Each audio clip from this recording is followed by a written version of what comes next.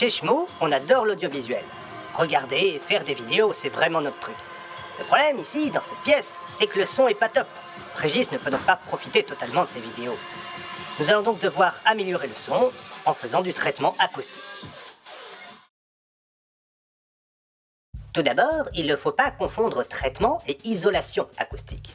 Quand on isole, on cherche à empêcher les sons de traverser les murs, qui viennent de l'intérieur ou de l'extérieur. Lorsque l'on traite, on va chercher à limiter les rebondissements des ondes sonores au sein d'une même pièce. Et pour cela, on a deux options. La première est de réaliser des panneaux absorbants que l'on peut mettre un petit peu partout et qui vont empêcher ces rebondissements des ondes sonores. La deuxième option, c'est de faire des panneaux diffuseurs qui vont permettre de diffuser le son dans toutes les directions pour lisser les caractéristiques de la pièce. Aujourd'hui, nous allons créer des panneaux bass trap et réinstaller les mousses que vous avez vues dans les autres vidéos. Contrairement à ce que le nom pourrait laisser penser, le but des bass trap n'est pas de capturer les basses pour en profiter plus tard dans une cave sordide. Non, c'est pas comme ça que ça marche. Oh bah tu peux t'en aller si tu veux, hein, ça changera rien. Non, un bass trap piège les sons graves et puis c'est tout. Concrètement, une onde sonore, quand elle se heurte à un mur, elle va rebondir en ayant perdu un petit peu d'énergie. Bon, après on parle de son, donc ça va super vite. Non, monsieur Déchemolisseur, non, c'est une mauvaise idée.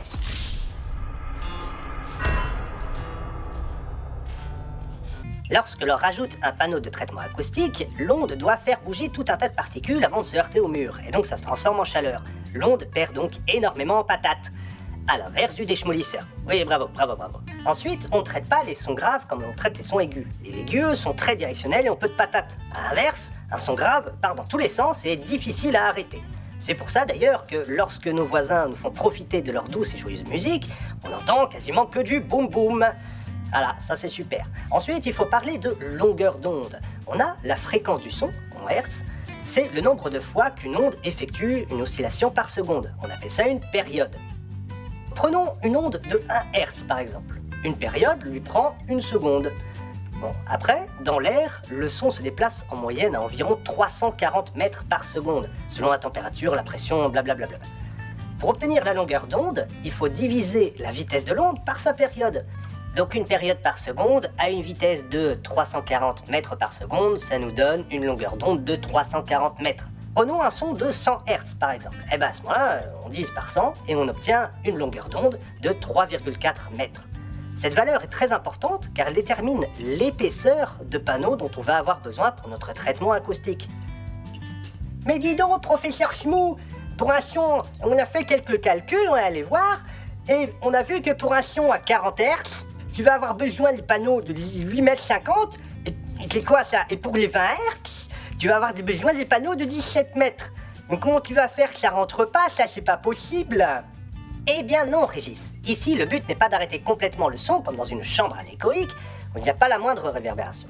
Et même là, on va utiliser ces grands picots qui sont des réflecteurs afin de piéger les sons là où on ne peut pas les entendre. Mais ça ne nous intéresse pas. Nous, on veut juste limiter les réverbérations. Pour ça, on va juste utiliser des fractions de la longueur d'onde comme épaisseur pour nos panneaux. Avec un bon 23-25 cm d'épaisseur, on va déjà être pas mal. C'est l'épaisseur que font les bass traps standards. Bien, maintenant que l'on a la notion de longueur d'onde, il faut savoir quel matériau on va utiliser, où on va placer nos panneaux et donc quelle forme ils auront. Pour contrôler le son, il faut de l'épaisseur, mais également de la masse. Pour ça, les matériaux d'isolation sont idéaux. Ceux que l'on trouve le plus facilement sont la laine de verre, la laine de roche. Roche, c'est un caillou ça? Ah non, c'est pas possible. Ah mais il va falloir prendre des cours, monsieur le professeur, hein. Non. Et le troisième type de laine, c'est la laine de bois. Nous allons utiliser cette dernière parce qu'elle est plus simple à manipuler et nous avons un petit peu peur de la volatilité des particules des autres types de laine. Voilà. Niveau densité, nous sommes partis sur du 50 kg par mètre cube. Après être allé regarder un petit peu partout sur internet, ça nous semble être le meilleur rapport efficacité sur volume sur prix. Maintenant, où les placer? Les basses fréquences aiment les murs encore plus que ce type-là. Ouais, si. Et encore plus que les murs, c'est dans les coins que les basses fréquences aiment traîner et se frotter. Et donc c'est là qu'il faut aller les piéger. Nous allons donc fabriquer des panneaux en forme de prisme avec a priori un angle droit. Et encore, on peut gagner un petit peu plus d'efficacité en n'ayant pas un prisme complet, mais en coupant le coin à angle droit afin d'avoir un genre de lingot d'isolant. Le passage R isolant R permet d'avoir une efficacité maximum du panneau de traitement. Bien, on a notre plan d'attaque, passons à la meilleure étape, les mesures. C'est toujours à cette étape qu'on se rend compte que les maisons sont faites par des gens qui aiment la bière, parce que globalement, on peut constater que d'un coin à l'autre, les mesures peuvent changer de façon un petit peu drastique, mais ça reste très drôle. Une fois qu'on a nos mesures, il nous faut calculer la quantité de matériaux dont on va avoir besoin, et c'est parti!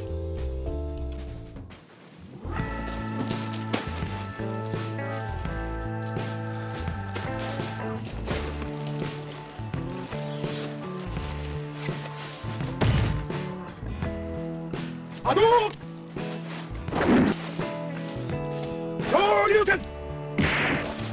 Perfect.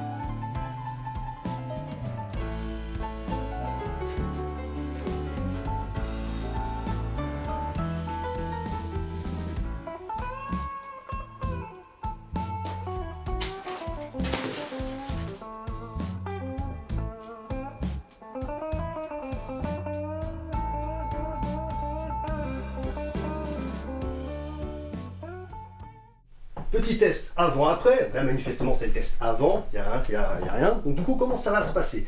J'ai installé mon micro au point d'écoute. Normalement, pour faire des mesures vraiment de ouf, il faudrait que je fasse des points de mesure un petit peu partout dans la pièce. Je ne vais pas le faire. Et donc, j'utilise un logiciel qui s'appelle REW, Room EQ Wizard, qui est gratuit et qui fait des mesures comme les pros en fait. Sauf que moi, je ne vais pas pouvoir faire comme les pros parce que ça, c'est pas un micro de mesure. Mes enceintes, elles sont pas ouf. Et le logiciel est calibré avec le micro de mon téléphone. C'est sous-optimal en fait. L'idée c'est que je vais pas pouvoir vous faire vraiment écouter une différence de ouf avec ou sans traitement acoustique. Donc je vais utiliser ce logiciel là pour générer une jolie courbe qui avec un peu de chance montrera bien cette différence.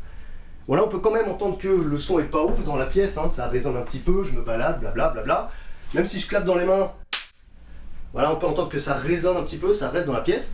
Et même si je me rapproche du micro pour vous susurrer des mots doux à l'oreille, et ben ça reste pas ouf. C'est vraiment pas génial. Donc on va voir un petit peu ce qui se passe et lancer la mesure. Alors comment ça se passe? Il y a les enceintes qui vont balayer toute la plage de fréquences, donc de 0 à 20 000 Hz. Ça va être capturé par le micro et le logiciel va ensuite interpréter ça pour nous faire une jolie courbe. C'est parti.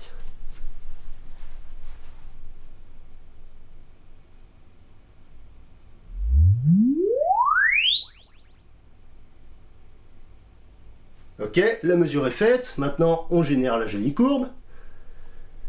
Voilà, si j'ai pas la flemme, je l'affiche là. Alors déjà, comment elle se lit cette courbe? Eh ben parce qu'il y a 3 dimensions en fait. Ouais, c'est chiant, je suis d'accord, c'est chiant. Donc de haut en bas, c'est la puissance du son, donc naturellement plus c'est fort, plus ou moins fort. Le droit de gauche, c'est la fréquence, là c'est le son très grave, et là c'est les sons très aigus. Et enfin, de moi à vous, de vous à moi, c'est la durée du son. Parce qu'on veut également savoir combien de temps le son reste dans la pièce. Et là, quand on regarde cette courbe-là, ah ouais, on se dit ça dure quand même pas mal de temps, hein, ça résonne. Ah, faut faire quelque chose là. Non, c'est pas propre. Et ben, vous savez quoi, je vais tout installer, puis on verra ce que ça donne après.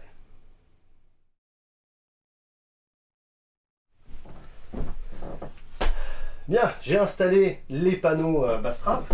On peut voir aussi, en regardant un petit peu, qu'il y a ceux qui devaient être derrière. Super, nickel.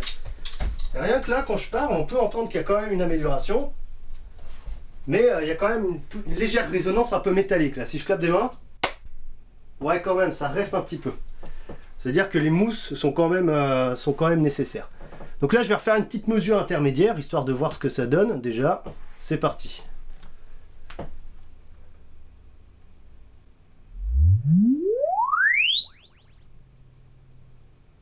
Et c'est le moment de vérité. On va voir si la courbe montre une diff. Ah, c'est pas flagrant, hein. C'est pas flagrant. Il y a quand même une diminution du temps, surtout ouais, un petit peu dans les basses fréquences.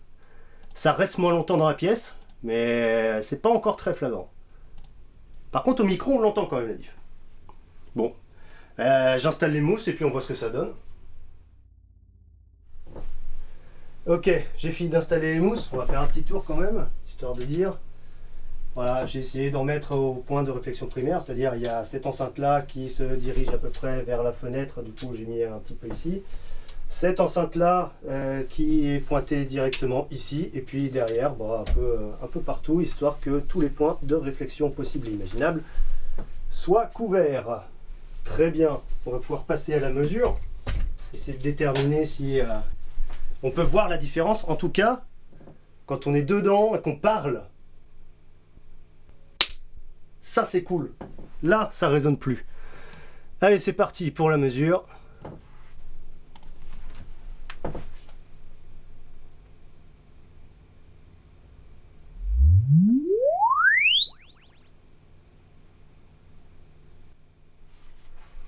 Ok, on va générer le petit graphe. Et comment dire?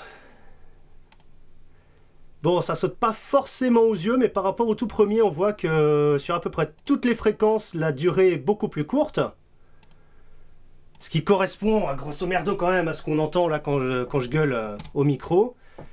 Et par rapport à quand il y avait juste les basses trappes, on peut voir que ça se raccourcit au niveau des plus hautes fréquences, exactement comme on peut s'y attendre. Donc voilà, ça se raccourcit un peu. Mais c'est cool! C'est cool. Du coup, Régis va pouvoir regarder ses vidéos MLG.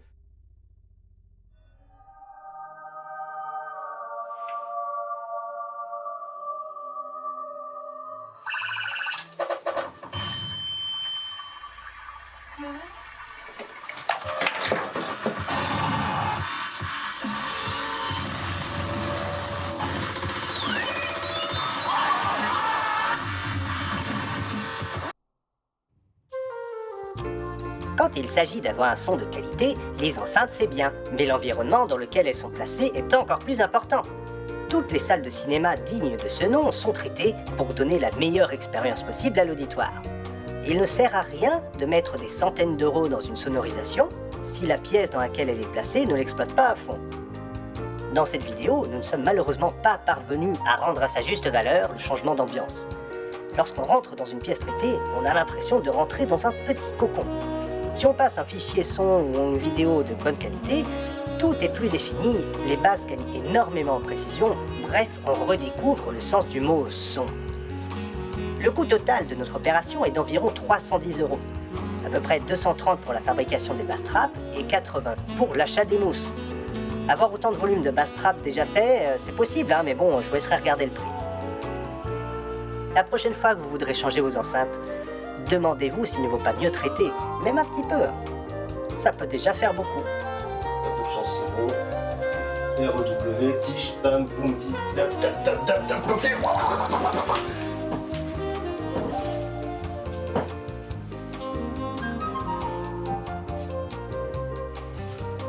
Petit test avant-après. Là, manifestement, c'est le test avant. Il n'y a rien. Donc, du coup, comment ça va se passer? Merci d'avoir survécu jusqu'au bout. Si l'envie vous prend, n'hésitez pas à vous abonner, partager, liker, tout ça. Allez, à la revoyité. D'arrêter. Si, j'ai encore oublié d'arrêter l'enregistrement. Bien joué. Bravo. Mais bravo.